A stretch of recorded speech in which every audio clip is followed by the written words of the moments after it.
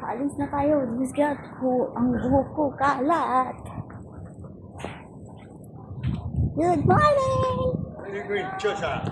I go Lucky Plaza. Oh.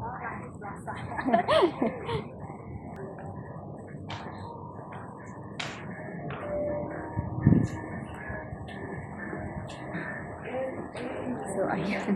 Na-meet ko yung dalawang mama doon sa ano yun sila, mahina na rin sila. Pero hindi sila kumukuha ng lead.